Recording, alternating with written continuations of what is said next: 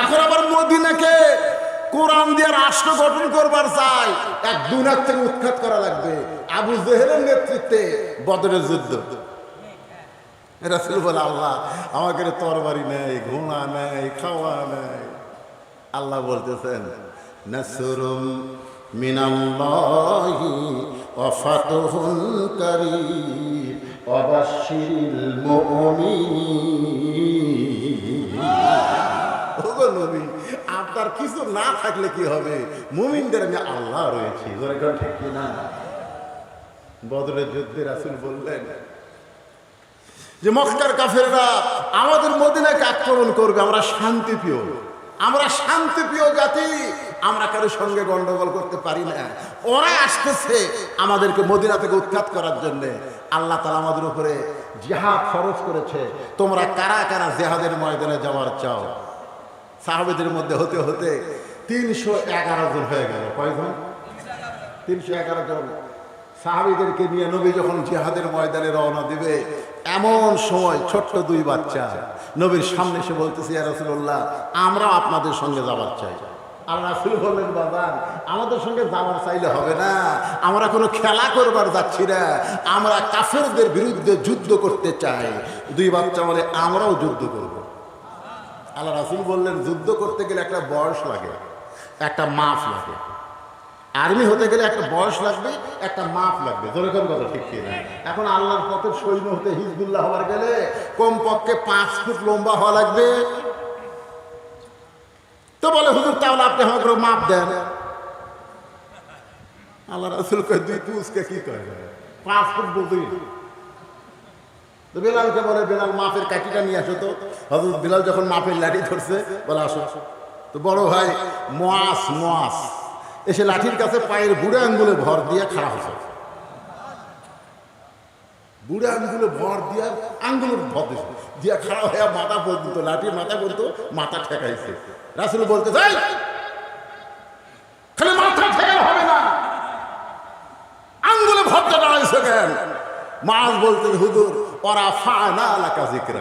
যেরকম সুবহানাল্লাহ, আপনাকে আল্লাহ অনেক উপরে রাখছেন, আপনি উপর দিকে তাকাবেন, নিচের দিকে তাকাবেন। আপনি মাথাটা দেখেন তো ঠিক আছে কিনা, মাপ ঠিক আছে কিনা, তলে আমি কি করতেছি ওটা দেখে দরকার আছে? রাসূল কয়, আল্লাহ ইয়ারা তোমার ইসলামকে কেমন ভাবে বুঝলো? জিহাদের ময়দানে গেলে জীবন যাবে, এরপরে পায়ে বুড়ো আঙ্গুলে ভর দিয়ে যারা দাঁড়ায়, আমি নবী আর এদেরকে নিয়ে কোনো টেনশন নাই। দরকার সুবহানাল্লাহ।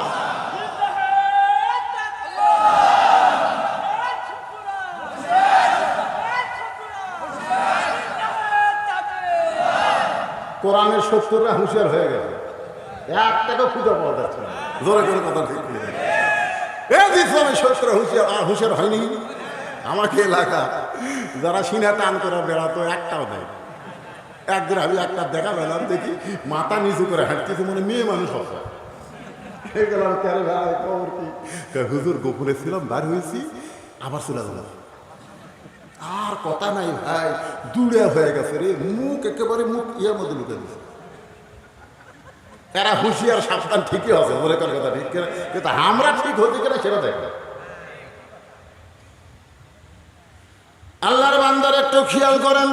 রাসূল বললেন, ঠিক আছে তোমার মাথার দিকে খেয়াল করে তোমাকে আমি জিহাদের ময়দানে গ্রহণ করে নিলাম।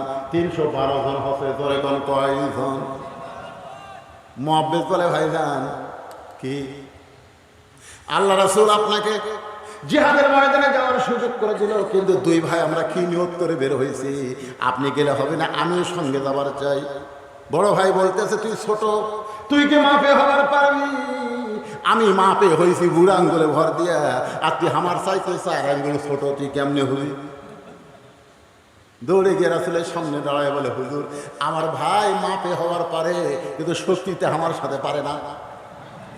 বহুদিন কুস্তি করেছি, কোনদিন কুস্তি করতে গিয়ে আমার বড় ভাই আমাকে নিচে ফেলাতে পারে নাই, আর শরীর লম্বা কিন্তু গাওয়াত বল নাই। হুজুর আপনি আমাকেও জিহাদের ময়দানে যাওয়ার অনুমতি দেন। আল্লাহ রাসূল চোখের পানি বের করে বলে, তুমি ছোট ভাই হয়ে বড় ভাইয়ের সঙ্গে কুস্তিতে পারবে? বলে বিশ্বাস যদি না হয় তাহলে আপনি আমাদের লাগায় দেন। এবার মুআজকে বলে, রে মুআজ, তোমার মুআব্বিদ ভাই তোমার সঙ্গে কুস্তি করতে চাই। বলে হুজুর আমার সঙ্গে যাবে, কিন্তু এই বেটাকে আমার সাথে পারবে নাকি? এখন দুই ভাই কুস্তি করতেছে। ছোট ভাই বড় ভাইয়ের কানে কানে বলতেছে, ভাই যান, আল্লাহ রাসূল তোমাকে মাফে অনুমতি দিয়েছে, এখন তুমি নিচে পড়ে গেলে আর তোমার কোনো সমস্যা নাই। ভাই, কাফের বেঈমান যদি প্রথম দিক থেকে পূর্ব দিক থেকে নবীকে লক্ষ্য করে তীর মারে, তুমি না হয় নবীর সামনে গিয়া ঢাল হয়ে দাঁড়ায় যাবে, কিন্তু পিছন দিক থেকে কেউ যদি তরবারি মারে, বলো সেই দিকে কে দাঁড়াবে? তুমি নবীর ডানে থাকবে, আমি নবীর বামে থাকবো। আল্লাহর নবী দুনিয়াতে থাকবে, আর দুনিয়ার কোনো কাফের নবীর গায়ে তীর মারবে, তরবারি মারবে, আমরা দুই ভাই এটা কখনোই হতে দিব না। নবী তোমাকে মাফে জিহাদের ময়দানে যাওয়ার হুকুম দিছে। ভাই একটু দুর্বল হয়ে নিছে পর, আমিও জিহাদের ময়দানে যাওয়ার বড় ভাই দুর্বল হয়ে যখন পড়ে গেছে, এমন সময় আল্লাহ রাসূল বললেন, ওঠো, তোমাকেও জিহাদের ময়দানে যাওয়ার হুকুম দেওয়া হলো। 313 জন সাহাবী নিয়ে নবী বদরের প্রান্তরে এই যুদ্ধে আল্লাহ মুসলমানের বিজয় দিল। এরপরে উহুদের জিহাদের ময়দানে আল্লাহ নবীকে তারা শহীদ করার চেষ্টা করলো। আবু জেহেলের বেটা ইকরামার নেতৃত্বে উহুদের ময়দানে যুদ্ধ হলো। প্রথম দিকে মুসলমান বিজয় লাভ করেছিল, কিন্তু আমি নিজের চোখে দেখলাম যে দুইটা পাহাড়ের মাঝখানে নবী 80 জন সাহাবীকে বলেছিল, কোনো অবস্থাতেই তোমরা জায়গা ছাড়বে না। ওই জায়গাটা আমি নিজের চোখে দেখলাম। এখানে 80 জন মুসলমান যদি দাঁড়ায় থাকে সজাগ হইয়া, দুনিয়ার কোনো কাফের বেঈমান মুসলমানদেরকে আক্রমণ করতে পারবে না। কিন্তু কাফেররা ঠইকা গিয়ে ওদের সম্পদগুলো সব ফেলে দিয়ে যখন চলে গেছে, এমন সময় আমিরের কথা ভুলে গিয়া, নেতার কথা ভুলে গিয়া, এই দুনিয়ার সম্পদ গনিমতের মাল খেয়াল করে যখন কুলাতে যায়, এমন সময় খালিদ বিন ওয়ালিদের নেতৃত্বে একদল কাফের ওই দিক দিয়ে ঢুকে মুসলমানের একটা প্রথম পরাজয়। এই জিহাদের ময়দান হলো উহুদের ময়দান। ওখানে 70 জন মুসলমান শহীদ হয়ে গেছে। তার মধ্যে নবীর চাচা আমির হামদাও ছিল। একেবারে উহুদের পাহাড়ের পাশেই ওই সোহাদায়ে উহুদ, যেখানে 70 জন সাহাবী শুয়ে আছেন, আর আমির হামদাকে বলা হয় সাইয়্যিদুস শুহাদা, সমস্ত শহীদদের সর্দার। ধরে করে সুবহানাল্লাহ। জিহাদের ময়দানে আমির হামদার বুক চিরে কলিজা বের করা হয়েছে, কলিজা চাবাইছে, তাকে এইভাবে নির্মমভাবে দুনিয়া থেকে নিয়ে গেছে। যখন নবী কাঁদতেছিল, এমন সময় আল্লাহ পাক আয়াত নাজিল করে বললেন, হুজুর আপনি কাঁদবেন না, ওয়ালা তাকুলু লিমা ইউকতালু ফি সাবিলিল্লাহি আমওয়াত বাল আহইয়া, যারা আল্লাহর জন্য নিজের জীবন দেয় তাদেরকে আমি আল্লাহ বলতেছি মৃত্যু বলো না, বরং সে চির জীবন লাভ করেছে। ওয়ালাকিন লা তাশউরুন, এটা সাধারণ মাথা দিয়ে বোঝা যায় না। জোরে কোন কথা ঠিক কি না? তারপর থেকে মুসলমানের আর কোনো পরাজয় নাই। মুসলমান বিজয় হতে হতে মক্কা বিজয়। মক্কা বিজয় হলো 8ম হিজরিতে, মাত্র 8 বছরে 10,000 সাহাবী, 13 বছরে মাত্র 320 জন, আর 8 বছরে 10,000 সাহাবী নিয়ে নবী মক্কাত গেছে। তাহলে বোঝা গেল মক্কার জীবনে মুসলমান বাড়ে নাই, মদিনার জীবনে মুসলমান বেড়েছে। মক্কার জীবনে শুধু দাওয়াত দেওয়া হয়েছে, কিন্তু দাওয়াতকে কায়েম করা হয় নাই। আর মদিনার জীবনে কোরআন শুধু দাওয়াত ছিল না, কোরআনকে সংবিধান হিসেবে গ্রহণ করা হয়েছিল। মদিনায় রাষ্ট্র হয়েছিল, রাসূল হয়েছিলেন প্রেসিডেন্ট। খুব খেয়াল করবেন ভাইজান, আল্লাহ রাসূল 23টা বছর আমাদেরকে দিয়েছেন, আমরা সেই সিরাতকে গ্রহণ করি। আমরা গ্রহণ করি রাসূলের জীবনে মক্কাও ছিল, রাসূলের জীবনে মাদানেও ছিল। ধরে কোন কথা ঠিক কিনা? সেই মদিনার জীবনে মক্কা বিজয় তখন হয়ে গেল। মক্কা বিজয় মনে করেন 5ই আগস্ট আমাকে বাংলাদেশের জন্য কি এরকম একটা বিজয় না? খুব খুশি না? এক একজন আনন্দে কি করতেছে, আনন্দে কি করতেছে তা ঠিক নেই। আল্লাহ তাআলা সূরা নসর নাযিল করলেন যে বিজয় পাওয়ার পরে বিজয় ধরে রাখা কিন্তু খুব কঠিন। জোরে কথা ঠিক কি না? এই কয়েকদিন আগে যে ছেলেরা কোটা আন্দোলন করে সমন্বয়করা চলে আসলো রাস্তায়, এখন তারা সরকার হচ্ছে সরকার। আর দুই একজন বেড়া আছে তার কাছে মোশন হচ্ছে ভাই, এমন ভাবে হাঁটতেছে 2 দিনকার ছড়া হয়ে বড় বড় বয়স্ক নেতাদের বিরুদ্ধে কথা বলতেছে। আরে শালারা 3 দিনের 3 পোয়া হয়ে গেছে 250। চিন্তা করে দেখেন ও কি হয় তার ঠিক নেই। এই যে বিজয় অর্জন করার পরে এই বিজয়কে ধরে রাখা কিন্তু খুবই কঠিন। ধরে করার কথা ঠিক কিনা? এমনি কিন্তু মোবাইল কল ফাঁস হয়ে গেছে, চট করে ঢুকে পড়বি যে কোনো জায়গা থেকে, চট করে ঢুকবি কি। এই জন্য আল্লাহ তাআলা সূরা নসর নাজিল করে বললেন, ইজা জা নাসরুল্লাহি ওয়াল ফাত ওয়ারাআইতান নাসা ইয়াদখুলুনা ফী দীনিল্লাহি আফওয়াজা ফাসাব্বিহ বিহামদি রাব্বিকা ওয়াস্তাগফির ইন্নাহু কানা তাওয়াবা। কোনো বিজয় তোমাদের না, বিজয় হচ্ছে আল্লাহর সাহায্য। জোরে করার কথা ঠিক কিনা? যে আল্লাহ আমাদেরকে দয়া করে রহম করে বিজয় দিয়েছেন, এই বিজয় ধারণ করতে গেলে আর আমরা সাধারণভাবে চলবো না, এখন আল্লাহর কোরআন অনুসারে আমরা চলতে চাই। জোরে করার ঠিক কিনা ভাইরা? শুধু কোরআনের আলোচনা শুনলে হবে না, সিরাতে রাসূলের সবচাইতে দামি আলোচনা হলো কোরআনকে জীবনের পাথর হিসাবে গ্রহণ করতে হবে। এই কোন দিকে তাকাচ্ছেন? এই কোরআনকে জীবনের পাথর হিসেবে গ্রহণ করতে হবে। কারা কারা আল্লাহর কোরআনকে নিজের জীবনের সঙ্গে মিল রেখে বাকি জীবন চলতে চায়? 2খানা হাত একটু গভীর রাত্রে আল্লাহকে দেখায়। আল্লাহ দেখেন আপনার বান্দারা আল্লাহর কোরআনের পথে চলতে চায়। আল কোরআনের আলো সংসদে জানো লিল্লাহি তাকবীর। যারা 2খানা হাত তুলে আল্লাহকে দেখাইলেন, আপনাদের কাছে একটু রুমাল যাবে, গামছা যাবে, এই 2 হাত পকেটের মধ্যে ঢুকায় দিয়ে আল্লাহর ঘর মসজিদের জন্য, কোরআনের মাহফিলের জন্য সবাই খুশি মনে দান করবেন। রাজি আছেন? আচ্ছা, এই দানের কথা বলতেও যে মুরব্বী যে উঠলো, ওই দিকে আরেকজন উঠলো, না উঠলো, কোথায় যাচ্ছে? বাসায় যাওয়ার আগেই কিন্তু হাসপাতালে যাওয়া লাগতে পারে। কাউসারি কিন্তু বাসায় আসবার পারেনি, ওয়াজ করবার গেছে, আজরাইল ধরছে। ধরে কি ধরছে? এই কথা বলেন না। আল্লাহর ঘর পৃথিবীর সর্বশ্রেষ্ঠ দান হলো 2টি এতিম বাচ্চা পর্যন্ত বললো যে বিনিময়ে যদি আল্লাহ জান্নাত পাওয়া যায় তাহলে দুনিয়ার কোনো টাকা পয়সার দরকার আছে? সেই দিনে রাসূল বলেছেন যে আল্লাহর ঘর মসজিদ তৈরি করে দিবে, তৈরি করাতে সাহায্য করবে, তৈরি করাতে কাজ করবে, সবাইকে একটা করে জান্নাতে ঘর দেওয়া হবে।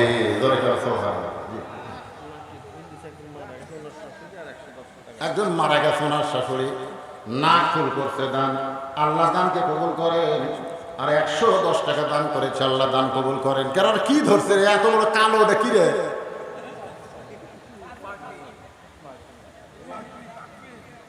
এই ব্যাগ নাই। আর একজনের দিক থেকে ওঠেন তো, ওটা ডবল করে নাও, বাজানো ওরকম একটা ধরার সাইজ হলো ওটা। এই দিক থেকে একজন জানাতে হবে। অনেক গরম, বুঝুন না, রাত অনেক হয়ে যাচ্ছে, 12টা পার হয়ে গেছে।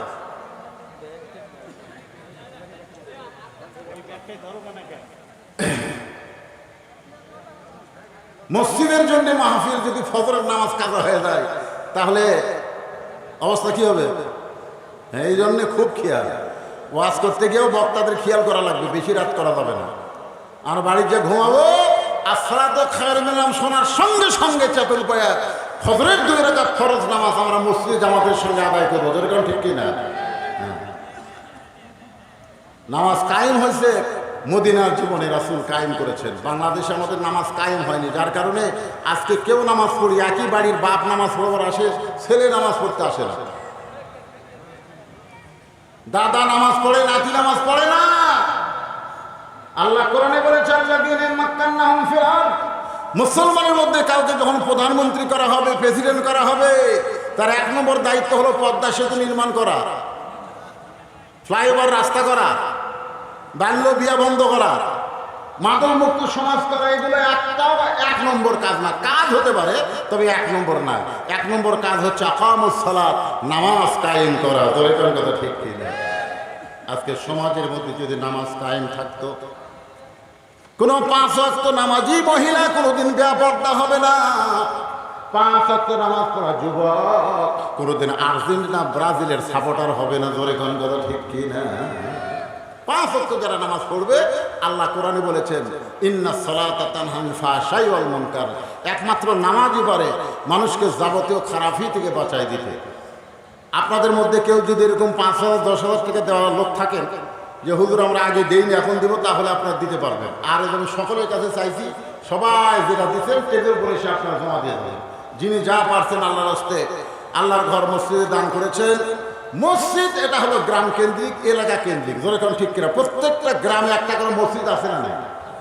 তো মসজিদ তৈরি করা এটা বাহিরের টাকা দেওয়া হবে না। বাহিরের লোক যারাও শুনতে আসবে তাদের টাকা দিয়ে মসজিদের শর্ট কেনা যাবে, শর্ট। কিন্তু মসজিদ নির্মাণ করতে গেলে এই গ্রামের লোককে বড় ভূমিকা পালন করা লাগবে। যেরকম ঠিক কিনা এই গ্রামের লোক যারা, আপনাদের মসজিদ তো মাশাআল্লাহ হয়ে গেছে, যেগুলো কাজ বাকি আছে আপনার গ্রামের যারা বড় বড় চাকরিজীবী আছে, ধনী আছে, আপনারা ভালো জানেন। আপনারা মসজিদের ব্যাপারে তাদেরকে জোর করে ধরবেন, আমাদের মসজিদের এই কাম করা লাগবে। যেরকম সভাপতি সাহেব আছে, আপনার ধরবেন যে সভাপতি সাহেব আপনি মাহফিলের সভাপতি, মসজিদের সভাপতি, মসজিদের এই কাজগুলো আপনার করে দেওয়া লাগবে। আর এই ভাইকে ধরবেন, ভাই সামনে ইলেকশনে যাবেন নাকি? তাহলে কিছু দিয়া সাইজ করে গোপনে দিলেন। মাশাআল্লাহ, প্রকাশ্যে দানের সাথে গোপনের দান কিন্তু ছোট হয় না, বড় হয়। পৃথিবীতে যত বড় বড় জিনিস তৈরি হয়েছে এগুলো প্রকাশ্যে দানের দ্বারা হয়নি, গোপনের দানের হয়েছে। ধরে ঠিক কি 500 টাকা লেখা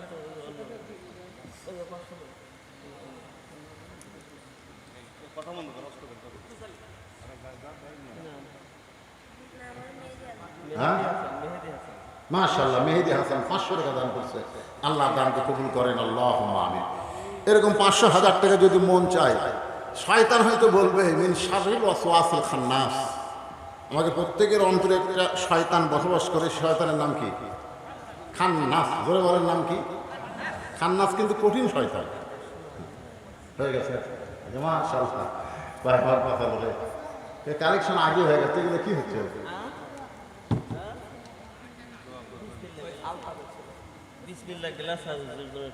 বিসমিল্লাহ গ্লাস হাউস 500 টাকা দান করছে। দোয়া চাইছে আল্লাহ ব্যবসার মধ্যে বরকত দিক, দুনিয়ার শান্তি দিক, আখিরাতে মুক্তি দিক। ধরে কোনো আমি ভাই কইছে আদায় হয়ে গেছে। যাই হোক, গামছার আদায়, টেবিলে যা আদায় হলো আল্লাহ সমস্ত আদায়কে জান্নাতের বিনিময় হিসেবে কবুল করেন। ধরে কর আমিন। আল্লাহ রাসূল যখন দুনিয়া থেকে বিদায় নেবেন, দুনিয়া থেকে বিদায় নেবেন, আখেরি সাহার সংবাদ যাকে বলি আমরা, যেদিন দুনিয়া থেকে নবী বিদায় নেবেন তার আগে অসুস্থ হলেন। এই অসুস্থ অবস্থায় আল্লাহ রাসূল মায়েশার কোলে মাথা রাখলেন। কিছুক্ষণ পরে নামাজ শুরু হবে, কিন্তু নবী এত দুর্বল হয়ে গেলেন। নবী বললেন আমার জায়গায় আমার আবু বকর ইমামতি করবে। এই বলে মায়েশার কোলে নবী মাথা রেখে তাকায় দেখতেছেন আবু বকরের ইমামতিতে সাহাবীরা নামাজের নিয়ত করলেন। নবী তাকায় দেখে প্রত্যেকটা সাহাবী কাতারবদ্ধ হয়ে দাঁড়িয়ে গেছে। আয়েশা তাকায় দেখে নবীর চোখের পানি দিয়ে তার উরু ভিজে যাচ্ছে। ইয়া রাসূলুল্লাহ, আমার বাবার ইমামতিতে সাহাবীরা নামাজ পড়তেছে, এই দৃশ্য দেখার পরে আপনি কি কাঁদতেছেন অসন্তুষ্ট হয়ে? রাসূল বলেন আয়েশা, আজকে আমার জীবনের সবচাইতে শান্তির দিন। এই নামাজ কায়েমের জন্য আমি অনেক কষ্ট করেছি। আজকে শেষ মুহূর্তে দেখতেছি মুসলমানেরা জামাতবদ্ধ হয়ে নামাজ আদায় করতেছেন। এই জন্য ভাইজান, নবীর সিরাতের মধ্যে অত্যন্ত গুরুত্বপূর্ণ বিষয় হলো নামাজ শুধু পড়লে হবে না, নামাজকে কায়েম করা লাগবে। ধরে কারো কথা ঠিক কি না? আর নামাজ কায়েম করতে গেলে যাকে তাকে সংসদ পাঠালে হবে না, দেখে শুনে পাঠান লাগবে। দেখে শুনে, ধরে কোন কি শুনে, দেখে শুনে পাঠান লাগবে। যে লোকটা নিজেই নামাজ পড়ে না, তার কাছে ভালো জিনিস আশা করতে পারবেন না। পারবেন? যে নিজে নামাজ পড়ে না তার কাছে ভালো কিছু আশা করা যায় না। আপনারা ইউনিয়ন পরিষদের ওই মেম্বার থেকে শুরু করে দেখবেন যারা নেতৃত্বে আসতে চায় তাদের নামাজটা ঠিক মতো আছে কিনা। এটা কিন্তু নবীর সিরাতের 1 নম্বর একটা বিষয়। জোরে করে সুবহানাল্লাহ। নামাজ নাই তার কিচ্ছু নেই। লা সালাতা লা ঈমান, যার নামাজ নাই তার ঈমান নেই। আমার এলাকায় ভোটের আগে এক চেয়ারম্যান সাহেব আসরের নামাজে 4 বার পড়ছে। নেতা নামাজ এত কেন? যেখানে জনগণ সেখানেই নামাজ। ভোটের আগে নামাজ পড়ে, ভোট দিলে আর পড়ে না। এই নেতাগুলো আমরা চিনি, জোরে করে কথা ঠিক কিনা। ওরা যেন চেয়ার না পায়। চেয়ারের একটা বিশেষ গুরুত্ব আছে ভাই। এই জন্য গুরুত্বপূর্ণ মানুষকে আপনারা গুরুত্ব জায়গায় দিবেন ইনশাআল্লাহ। আল্লাহ রাসূলের সিরাতকে বাস্তবে শুধু ওয়াদে শুনবো না, আমাদের জীবনে আল্লাহ আমল করার তৌফিক দান করুক। সকলেই বলে আল্লাহুম্মা আমিন। ইস্তিগফার করে আস্তাগফিরুল্লাহাল্লাযী লা ইলাহা ইল্লা হুয়াল হাইয়ুল কাইয়্যুম ওয়া আতুবু ইলাইহি। আল্লাহুম্মা সাল্লি আলা মুহাম্মাদ, আল্লাহুম্মা বারিক আলা মুহাম্মাদ, আল্লাহুম্মা সাল্লি আলা মুহাম্মাদ ওয়া আলা আলি মুহাম্মাদ কামা সাল্লাইতা আলা ইব্রাহিম ওয়া আলা আলি ইব্রাহিম